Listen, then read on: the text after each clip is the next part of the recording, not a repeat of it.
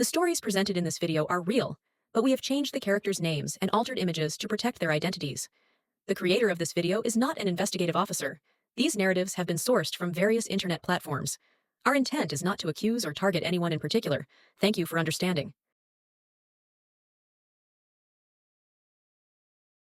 Rhea Lawrence was a devoted mother to her son, Ethan, sharing custody with her ex-husband, Mark Lawrence. Their separation in 2013 marked the beginning of a transformative chapter in Rhea's life. Following her divorce, she felt a renewed sense of hope and was eager to explore the dating world once again, though she quickly discovered that this landscape had changed dramatically. The rise of online dating was something Rhea had to grapple with. It was no longer about meeting someone at a cafe or through mutual friends. Instead, she found herself browsing profiles on a popular dating site, Match.com, with a mixture of excitement and trepidation. After setting up her profile, she immersed herself in the vast pool of potential partners, but most of them didn't resonate with her until she came across Nathan Sanders. Nathan, like Rhea, had recently ended a long-term marriage and was ready to embark on a new adventure. Their initial conversations were electric. They exchanged phone calls, text messages, and emails, each interaction drawing them closer together. Over the course of several months, they built a strong emotional bond, sharing dreams, aspirations, and the trials of single parenthood. In a bold move that highlighted the depth of their connection, Nathan decided to relocate to Orlando, Florida, to be nearer to Rhea and Ethan. The decision marked a significant step forward in their relationship, and they both felt a magnetic pull toward each other that was impossible to ignore. Despite her blossoming romance with Nathan, Rhea's commitment to her son remained unwavering. She was diligent about balancing her new relationship with her parental responsibilities, ensuring that Ethan felt secure and loved. As they moved forward, the three of them settled into a routine that emphasized family first. In 2015, Rhea and Nathan made the decision to purchase a home together in the upscale Delaney Park neighborhood, a place known for its beautiful parks and excellent schools. Delaney Park was a picturesque suburb that appealed to families looking for a safe and welcoming environment. The community thrived with tree-lined streets, well-kept gardens, and an active neighborhood association. Rhea and Nathan were thrilled to become part of this vibrant community, and they purchased a lovely house for $600,000, paying in cash and placing it in a trust that included both of their names. Their new home, a sprawling 4,000-square-foot property, came equipped with a pool, a spacious garage, and an apartment above the garage that Rhea decided to use as her workspace. This living arrangement allowed her to maintain her creative pursuits while being close to her family. Although they were excited to start this new chapter, they soon realized that some aspects of the house didn't meet their expectations. The upstairs bedrooms were cramped and poorly designed, and it became clear that significant renovations were necessary to turn their dream home into a reality. Fueled by her passion for interior design and home improvement, Rhea took the lead on this project, determined to transform their house into the perfect family haven. They hired a team of skilled contractors to embark on a renovation that would radically reconfigure the upstairs space. As the project unfolded, Rhea temporarily moved into the garage apartment, allowing her to maintain her daily routine and provide a dedicated space for her work. Meanwhile, Nathan adapted to life in a makeshift space in the main house, spending quality time with their dogs and embracing the chaos of the renovation. As the months passed, the renovations took on a life of their own. Nathan became increasingly engrossed in the process, pouring his heart and soul into overseeing the work. The project shifted from being a simple home improvement endeavor to an all-consuming passion. Each day, he worked tirelessly to ensure that every detail was attended to, and the house slowly began to transform. However, by 2018, nearly 3 years into the renovation, progress seemed stalled. The once promising project was now a shell of its former self, with the interiors completely gutted. Frustrated and desperate for a solution, Nathan reached out to a local home renovator known for their popular reality television series, Zombie House Flippers. The producers were intrigued by the couple's story and agreed to feature their home in an upcoming episode. This partnership seemed like a promising way to revitalize the renovation process, bringing both excitement and potential financial support. However, amid the whirlwind of filming and renovations, Rhea and Nathan decided to marry in a private ceremony in 2017, a decision they kept under wraps, even from their closest family and friends. Despite Rhea's generally private nature, this secret marriage was in line with her desire for discretion in her personal life. By mid-April 2018, as the filming for Zombie House Flippers loomed closer, tensions began to rise between Rhea and Nathan. While Nathan was enthusiastic about the project, Rhea appeared more hesitant and apprehensive, seemingly going along with it to support her husband. The strain on their relationship became palpable. Rhea had invested substantial funds into the renovations, yet she felt sidelined, her name missing from the trust that owned their home. Nathan had promised to rectify this but failed to do so, leading to growing resentment on Rhea's part. Then came the fateful day, April 24th, 2018. At 3:51 p.m., Nathan called 911, his voice laced with panic as he reported that he had found Rhea unconscious in their bathtub. The dispatcher could hear his frantic cries as he explained the situation. When law enforcement arrived, they discovered Rhea's lifeless body, and the scene quickly turned into a crime investigation. As detectives began to piece together the events leading to Rhea's death, Nathan recounted the day's occurrences. He claimed that the morning had started ordinarily. Rhea awoke between 7 and 7:30 a.m. He stated that he left for a walk around 9:30 a.m., assuming Rhea was relaxing at home. When he returned, he took measurements for the ongoing renovations, before leaving again to take their dogs to a local park. Upon returning home, he said he heard water running in the bathroom, and upon entering found Rhea submerged in the tub. Nathan's account was filled with emotional turmoil, but the detectives began to notice inconsistencies. For instance, there were no signs of water on the floor, which would typically be present if he had genuinely attempted to rescue her. Investigators noted bruising on Rhea's body that contradicted Nathan's story of an accidental drowning. An autopsy later confirmed that Rhea had died from blunt force trauma and strangulation, officially ruling her death a homicide. As detectives scrutinized the evidence, Nathan's narrative began to unravel. The investigation uncovered troubling details about Rhea's life, including a significant life insurance policy that named Nathan as the beneficiary. Tensions intensified as detectives began questioning Nathan about the nature of their relationship and whether the ongoing renovations had contributed to their domestic strife. As the detectives dug deeper, they discovered Rhea's concerns regarding Nathan's behavior. Friends and family described a controlling man who manipulated Rhea's emotions, even going so far as to hide her son Ethan's toys, only to return them when it suited him. This psychological manipulation added layers to the narrative that the detectives began to explore. With every piece of evidence, the suspicion around Nathan grew stronger. Investigators seized their computers and discovered notes on Rhea's laptop detailing her unhappiness in the marriage. She had described Nathan as cheap and controlling, lamenting how he never paid for their outings and how his behavior made her feel lonely and isolated. Further digging revealed that Rhea had experienced significant health issues in the months leading up to her death, echoing the concerns expressed by those who knew her. Detectives speculated about the possibility of Nathan poisoning Rhea, although toxicology tests failed to reveal any conclusive evidence. As investigators connected the dots, they learned about Nathan's previous marriage, which had ended under similarly mysterious circumstances. His first wife, Clara, had suffered from health issues that remained unexplained even after their separation.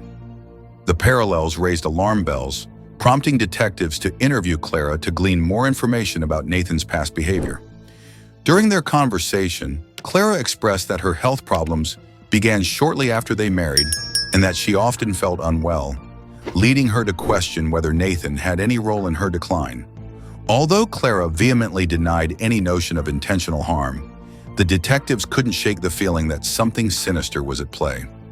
As the investigation continued, detectives received a tip from an employee at Club Orlando, a private men's spa where Nathan reportedly held multiple memberships. They learned that Nathan frequented the establishment and had been seen engaging in sexual activities with other men. This information posed a new angle. Could Rhea have discovered Nathan's secret and threatened to expose him? By the time forensic results came back, evidence was mounting against Nathan. Rhea's DNA was found beneath his fingernails, contradicting his claim that she fell into the tub The lack of any defensive wounds on Rhea suggested she had been caught off guard, possibly during a moment of vulnerability. On August 29, 2018, Nathan was arrested and charged with first-degree murder. The news sent shockwaves through their community, leaving friends and family grappling with disbelief. Nathan maintained his innocence, yet the evidence was overwhelming. Investigators continued to explore every lead, even considering other suspects, including Mark, Rhea's ex-husband. However, Mark was quickly ruled out after providing a solid alibi. The case against Nathan grew stronger as detectives served search warrants on various properties associated with him. Inside Nathan's mother's home, they discovered Rhea's missing engagement ring, further solidifying their case against him. In July 2019, a jailhouse informant came forward, claiming that Nathan had confessed to him during a conversation about Rhea's death. This turned the tide of public opinion against Nathan, making it nearly impossible for him to escape the mounting allegations. As Nathan awaited trial, Rhea's family honored her memory, ensuring that her legacy would not be forgotten. They organized memorials and raised awareness about domestic abuse, vowing to advocate for other women who might find themselves in similar situations. After a protracted trial, Nathan was convicted of first-degree murder on April 30, 2020, and subsequently sentenced to life in prison without parole.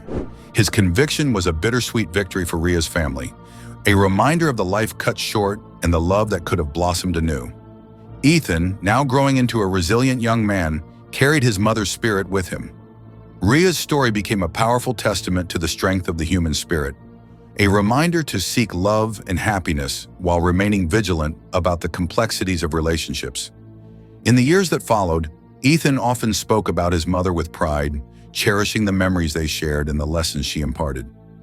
Though the journey was fraught with sorrow, Rhea's legacy continued to inspire those around her, turning tragedy into a catalyst for change and empowerment. As he matured, Ethan promised to honor his mother's life by advocating for others who suffered in silence, embodying Rhea's spirit of courage and resilience. He became an activist for domestic violence awareness, reminding others that love should never be a cage but a liberating force that uplifts and strengthens.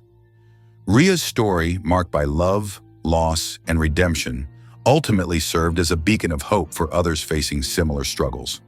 In the shadows of tragedy, a new narrative emerged, one that underscored the importance of self-love, the power of resilience, and the unbreakable bond between a mother and her son. Welcome to our channel.